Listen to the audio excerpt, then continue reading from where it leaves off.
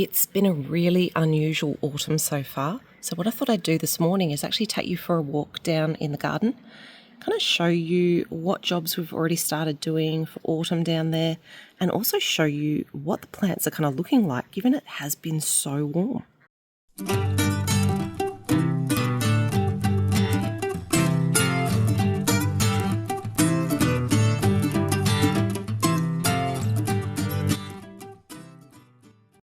G'day there, it's Rachel here from Bush Edge Homesteading Australia, and I thought I'd do a really quick autumn whiz around the garden just to kind of show you a few things that are going on that have changed, and also how things are going. It's just so warm, like even this morning wandering around here in the Dandenong Ranges, it is 20 degrees and it's 7 o'clock.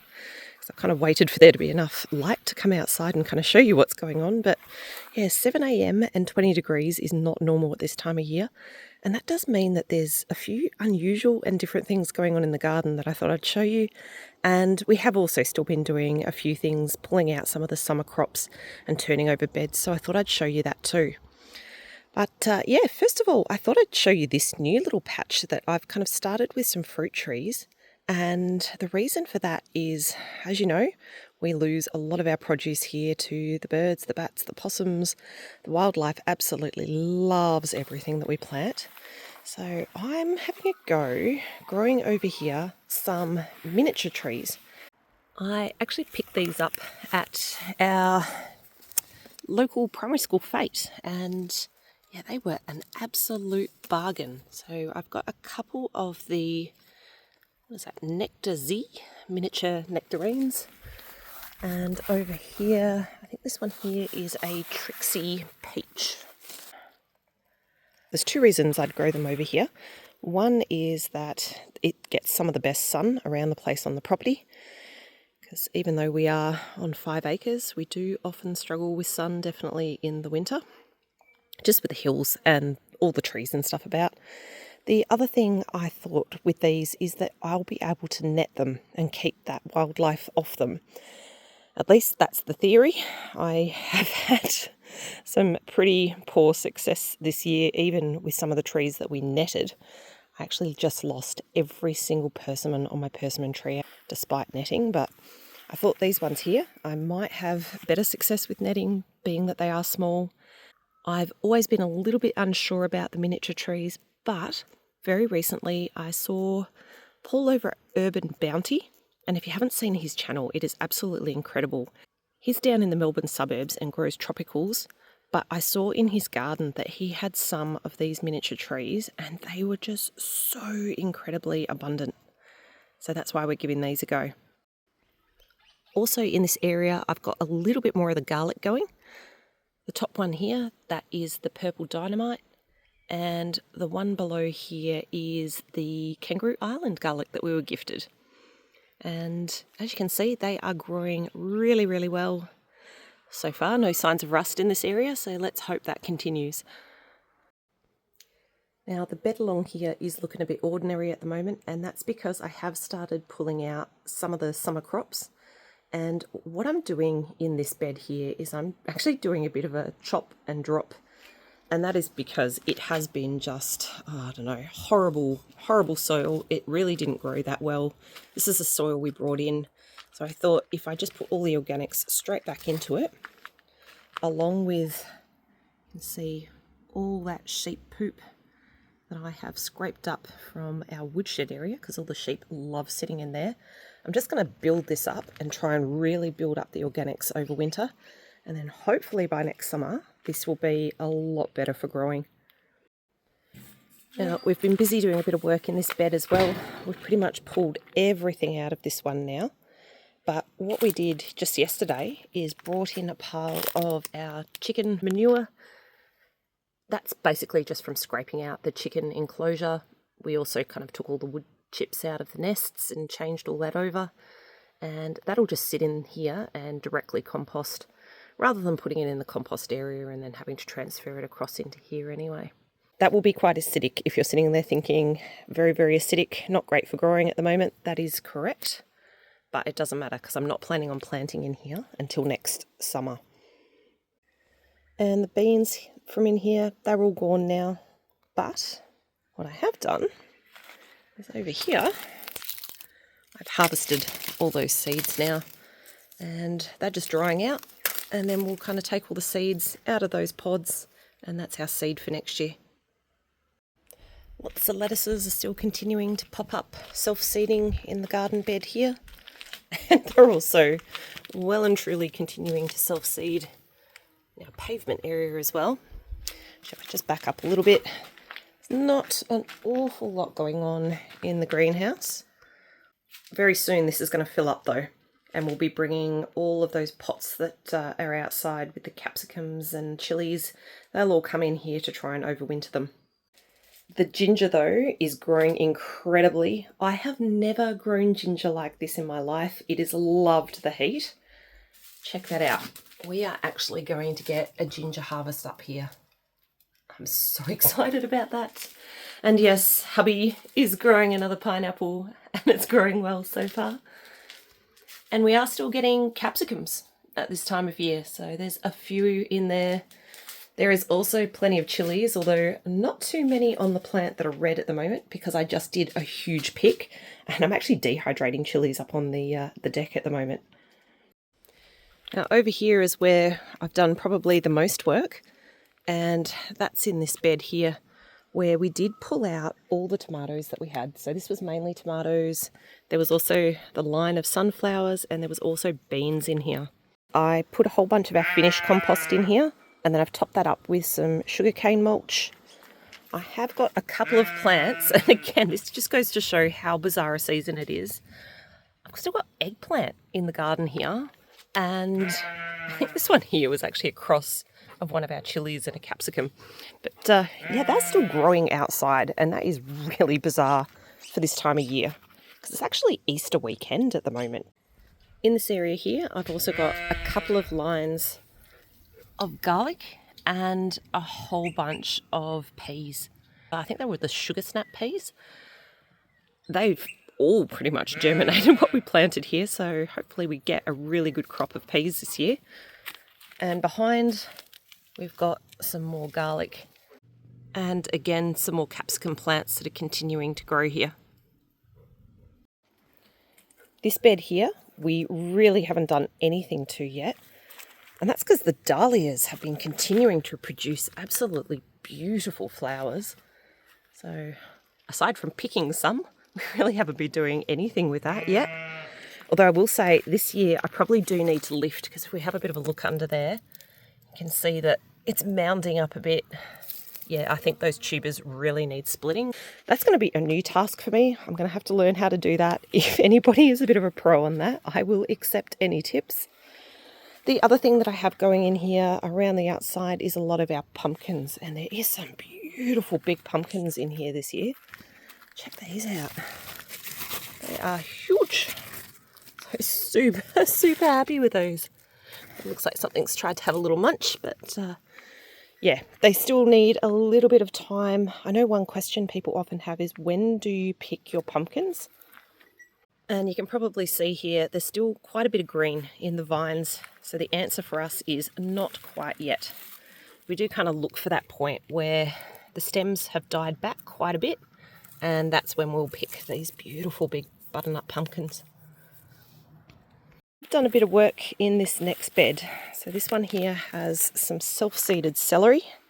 And once you do get celery growing, it does tend to self-seed if you do let it go to seed. And I do let the celery and also the parsley go to seed in this bed here.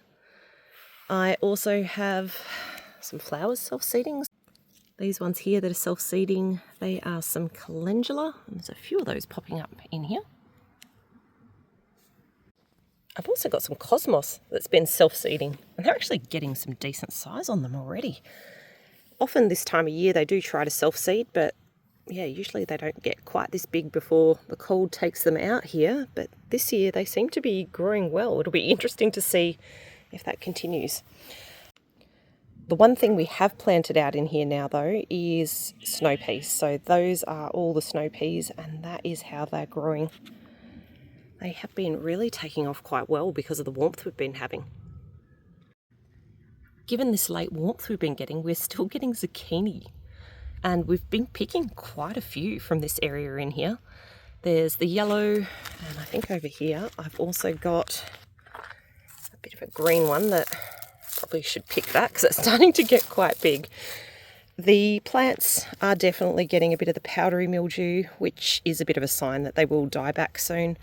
But yeah, and this one here definitely even more than the other one. So they're nearly done, but yeah, considering how late it is to still be picking and eating zucchini at this time of the year, that is so unusual.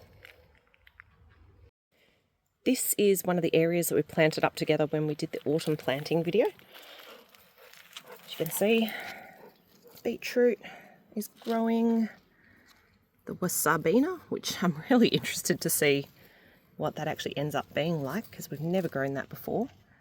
And also lots of carrots have come up as well. Yes, that's all growing fairly well. Although, as I said, this bed here, the soil isn't the greatest. So it'll be really interesting showing you the other patch in a second where we also did autumn planting, where it is different soil, and how much better those are growing. Dahlias, they are really, really loving this late heat. Check out the colour on this one. This is called Tiger Bay, and this is one of the new ones that we grew this year. Isn't that absolutely stunning?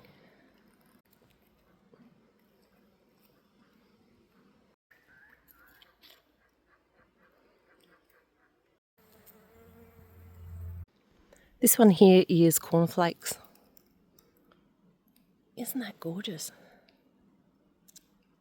Now, you might be noticing all the grass is looking pretty wild around here at the moment. And yeah, everything is just kind of taking off and growing a lot because of the warmth that we're still having. And we did get a little bit of rain. There hasn't been a lot though. It is actually still really, really super dry. So there has been a lot more watering than normal. So yeah, that's probably the other thing that's a little bit unusual with this longer kind of warm period that we've been getting, is that it has been quite dry as well. And I will say the water tank has definitely been feeling it. We're not even really seeing a lot of the browning off of plants for autumn yet, which is also a little bit unusual. That's the raspberries, still well green. The asparagus is also still really green. A couple of little bits where it has browned off, but yeah, not an awful lot. The compost bay is looking pretty lean at the moment in terms of finished compost because, as I showed you, I did pull out a lot of what had been finished and we used that to improve that bed that I just showed you guys. But as you can see, there's a lot that we have been pulling out, so that is our future compost right there. That doesn't just break down as it is though. We probably will get the chipper out and we will pop that through, just break it down a bit smaller, and that just helps the material break down. This is that other bed of autumn plants that we put in together. And as I said, like everything is growing so much better in this one because the soil is just so much better. These ones here, these are all broad beans. And in here, those ones there, that is some calendula. There's a whole bunch of self-seeded carrots and also silver beet. I have spent a bit of time thinning this out because it was incredibly, incredibly dense. There's also some cabbages, and I think I put some broccoli in here as well. And yes, I'm saying I think because, oh my goodness, ducks are trying to overtalk me today.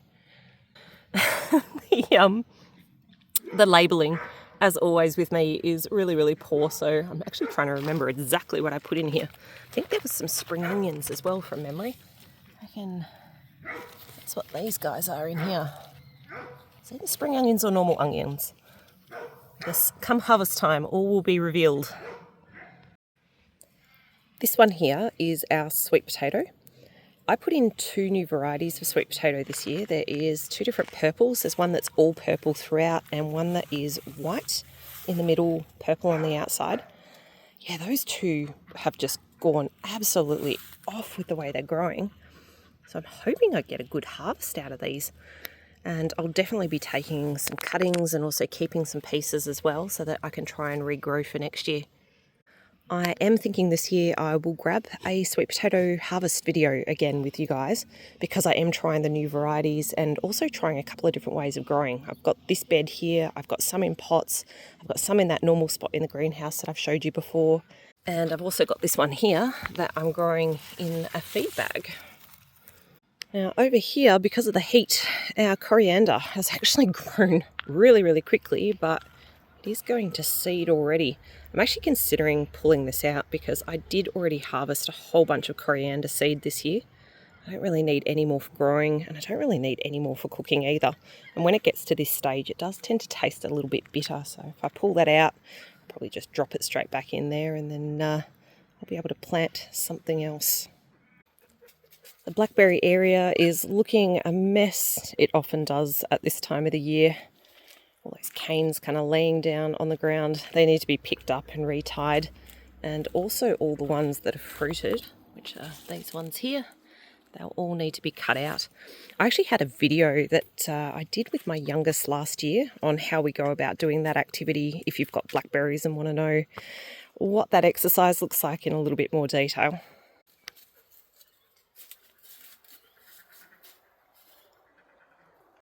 Let me jump up on the deck and I'll show you how the orchard's going. You can probably see from up here, there's an awful lot of green still in there. And that is one of the other things that is probably a little bit unusual at this time of the year. We haven't had a lot of browning off, or the autumn colours for the leaves. And yeah, I'm sure we'll get a day very soon where it gets cold and that'll be the change. But yeah, for right now, there's still an awful lot of green in the orchard. And that's really the same with a lot of the fruit trees out the front as well. Pretty much anything I haven't had netted, possums have absolutely gone to town on. And this should be covered in some beautiful quinces, but there is not one. We also lost every single one of our persimmons. The only tree that does have a bit of fruit that is getting to the point of just kind of picking is our mandarins. And unfortunately, we're having one of those years where the mandarins are really small. I think that's just a bit of a product of the fact it has been just so dry. And I am finding we're getting a bit of fruit fall because of that as well. So yeah, teeny tiny, but hopefully we still get a few to eat. Birds have also grabbed all the pomegranates. That's pretty much the remnants of the last one there.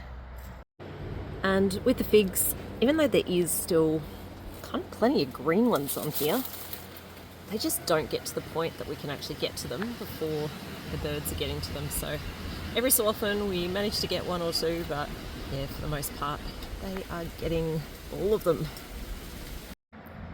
The garlic that we planted together in the autumn planting video has done really well. So that one there is the Kangaroo Island garlic. And yes, now that it's popped up, I probably have planted that a little too densely, but we'll see how it goes. And over here, we've got the purple dynamite. So that's probably a little bit better with the spacing.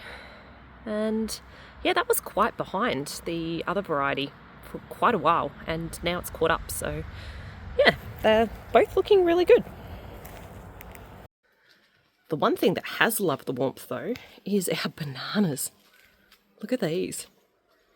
They are looking so incredibly healthy. They're so big, and they've been putting out heaps of pups as well. These are by far the best I have ever seen our bananas do here. I am still hoping though one day that we will actually get a banana producing off one of these. In fact, hubby at the moment is actually looking for a bit of frost cloth, because that is one of the bits of feedback that we've had is with the frosts that we do get here over the winter time, that is something that really does inhibit them from producing. So we're hoping we can get some frost cloth over the top of all these, and maybe this will be the year, given they've grown so incredibly well. Yeah, fingers crossed. So that is our very quick wander around the garden, just to give you a bit of an update on how things are going this autumn. As I mentioned, there's a couple of things a little bit unusual, but hey, nature always gives us some new and interesting things to deal with at times. Hopefully you enjoyed wandering around with me as I had my cuppa. And as always, thanks a bunch for joining. Catch you later.